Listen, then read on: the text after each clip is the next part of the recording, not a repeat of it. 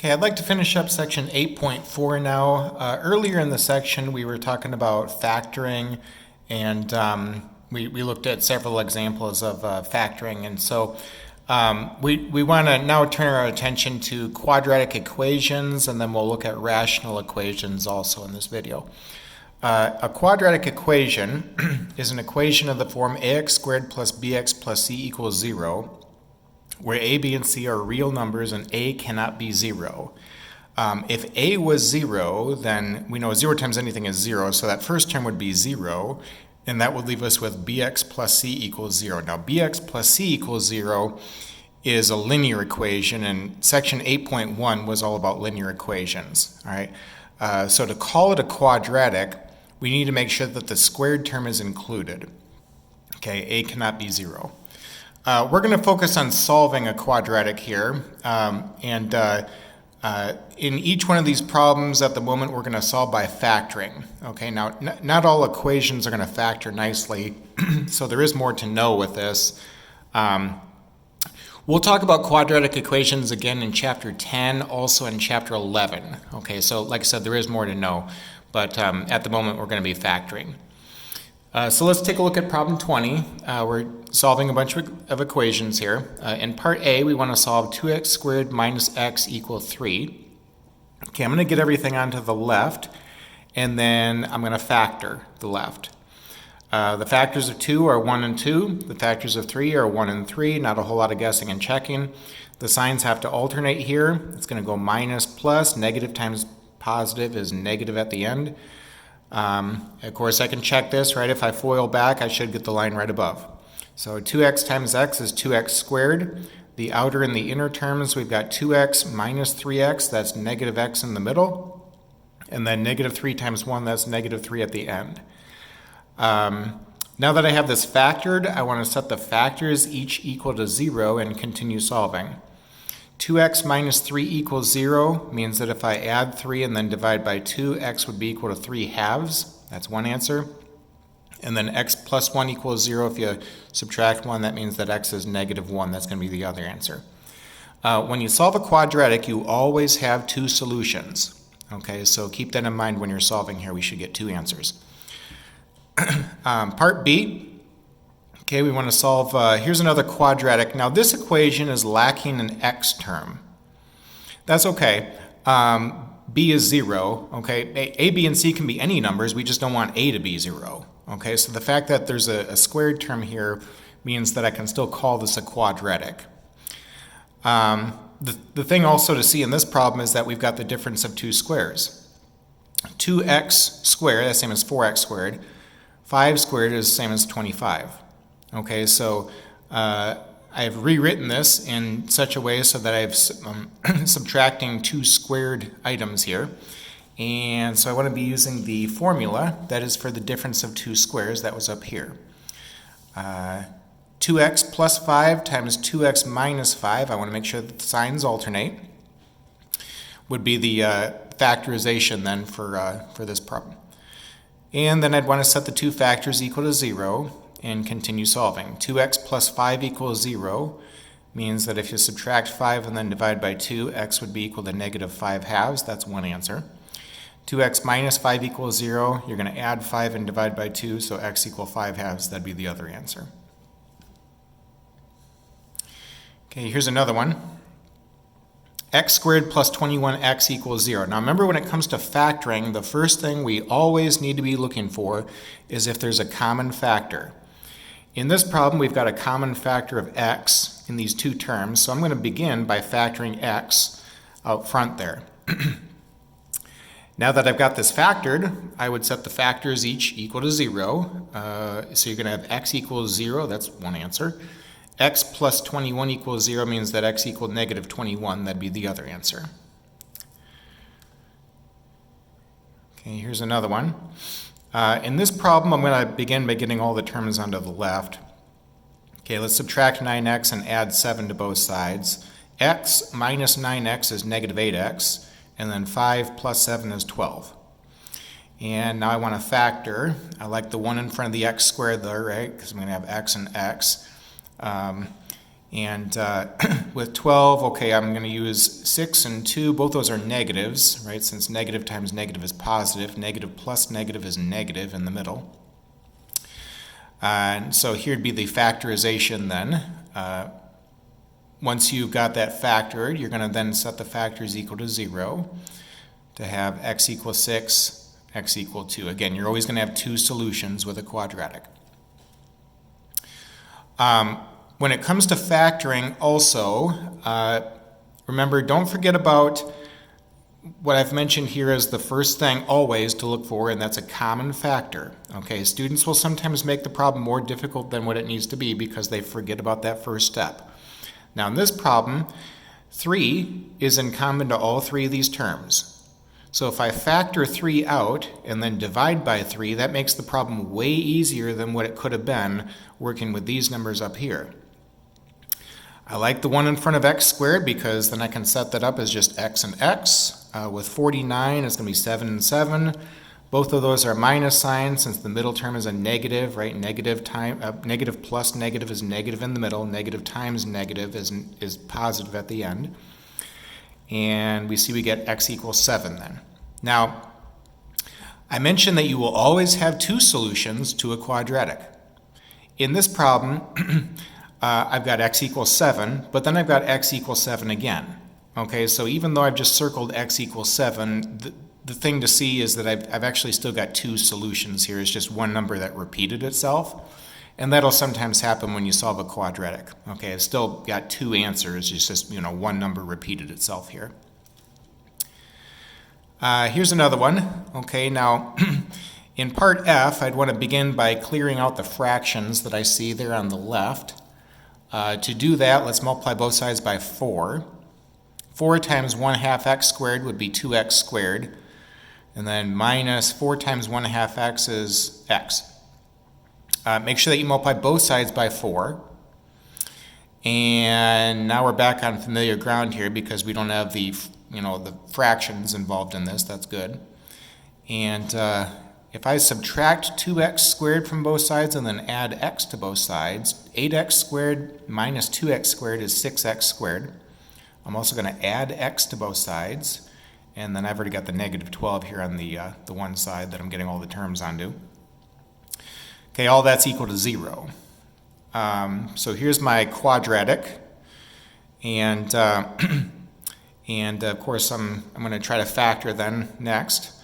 The factors of 6 are 1 and 6 and 2 and 3. The factors of 12 are 1 and 12 and 2 and 6 and 3 and 4, right? So there'd be some guessing and checking involved in this, which I mentioned, in the previous video. That's just part of factoring, is that there is guessing and checking. Okay, the more you practice, the better you get. So I highly recommend practicing as much as possible. Okay, when it comes to factoring.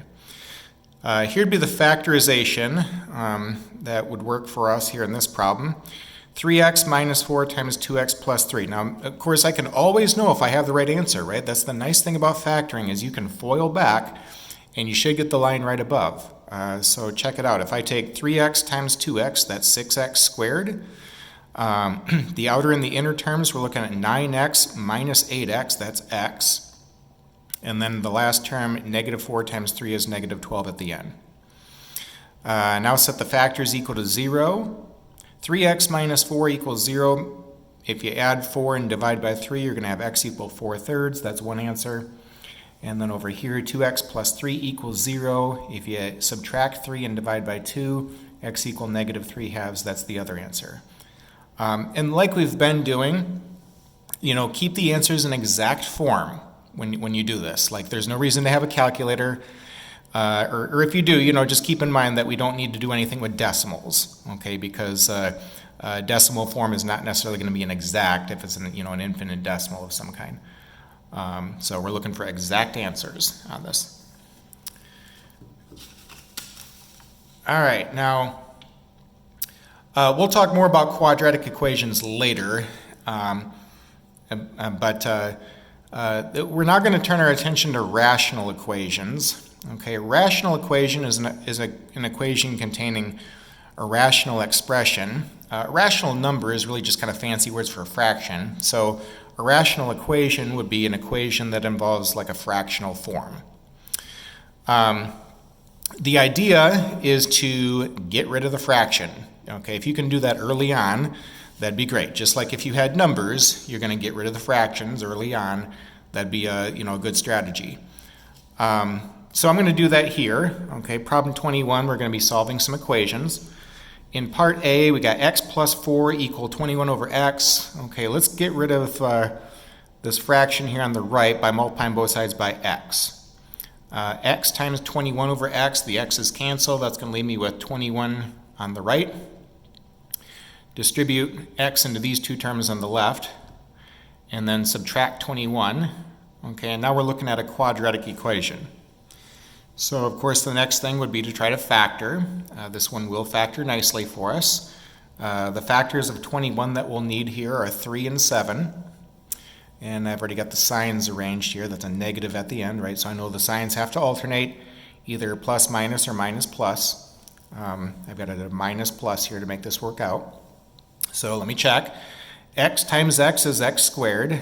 Okay, the outer and the inner terms, 7x minus 3x is 4x in the middle. And then the last term, negative 3 times 7 is negative 21 at the end. Now set the factors equal to 0. Okay, x minus 3 equals 0 means that x is 3. X plus 7 equals 0 means that x is negative 7.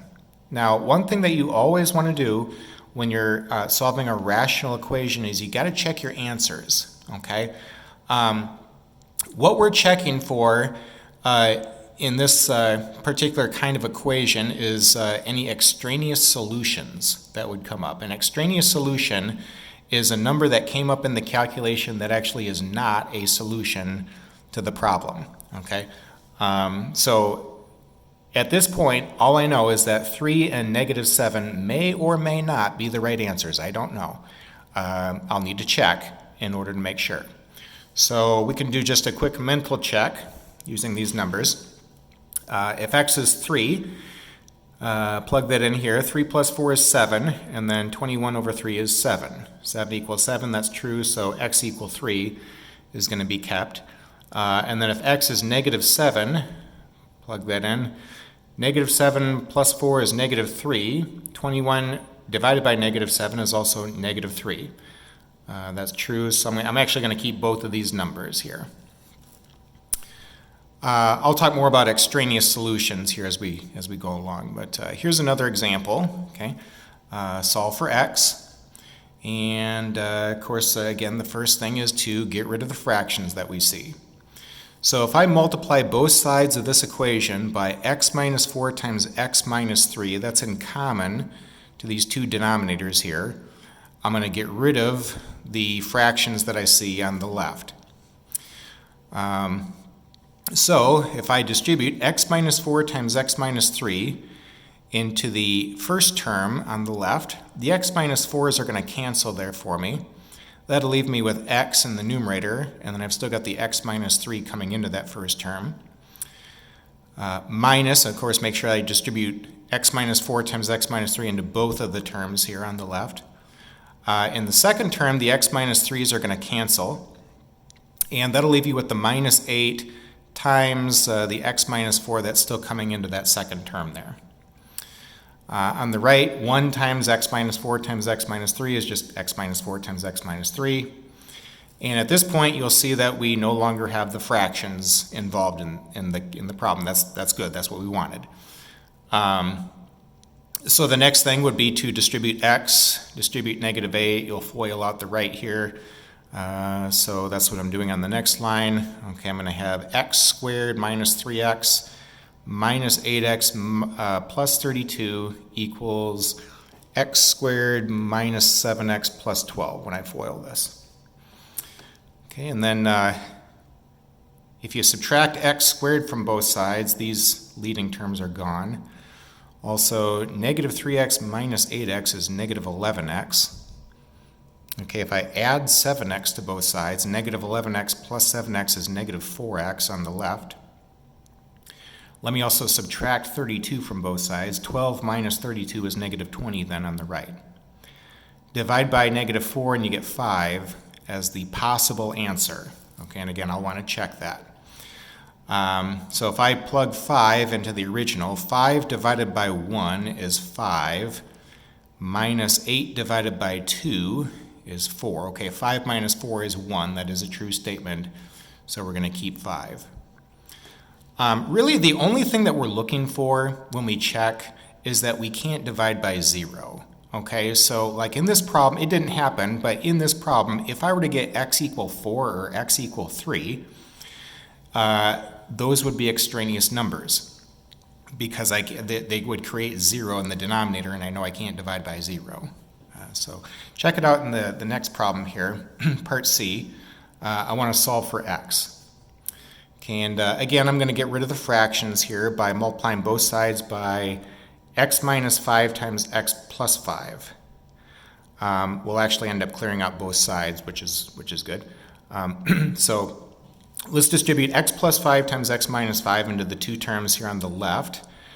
With the first term, the x minus 5s will cancel. That'll leave me with 1 in the numerator times x plus 5, which is still coming into that first term, plus the x plus 5s will cancel in that second term there, going to leave you with 1 in the numerator times the x minus 5 that's still coming into that second term there. Now x plus 5 times x minus 5, that's the same as x squared minus 25 if you FOIL. And so I've got an x squared plus 5 times x minus 5 divided by an x plus 5 times x minus 5. Those cancel, and that would just leave me with 10 then on the right.